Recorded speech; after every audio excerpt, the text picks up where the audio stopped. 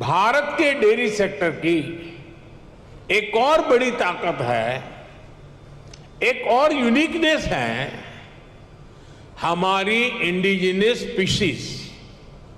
भारत के पास गायों की, भैंसों की जो स्थानीय ब्रीड है, वो कठिन से कठिन मौसम में भी सरवाइव करने के लिए जानी जाती है।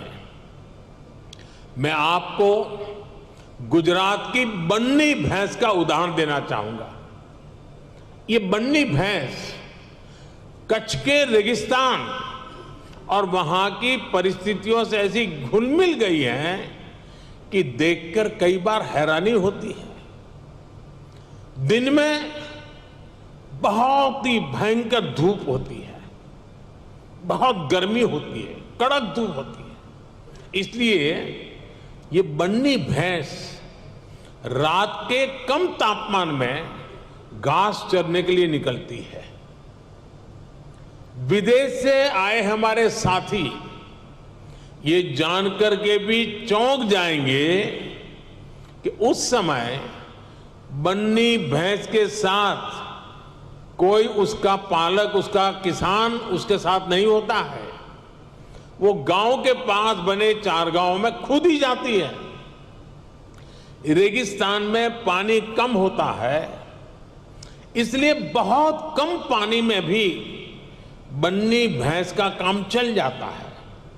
बन्नी भैंस रात में 10-10, 15-15 किलोमीटर दूर जाकर घास चरने के बाद भी सुबह अपने आप खुद घर चली आती है।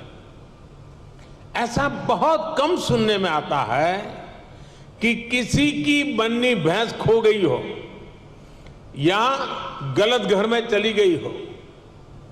मैंने आपको सिर्फ बन्नी भैंस का ही उदाहरण दिया है, लेकिन भारत में मुर्रा, मेहसाणा, जाफराबादी, नीली रवि, पंढरपुरी जैसी अनेक जात नस्लें भैंस की आज भी अपने अपने तरीके से विकसित हो रही है।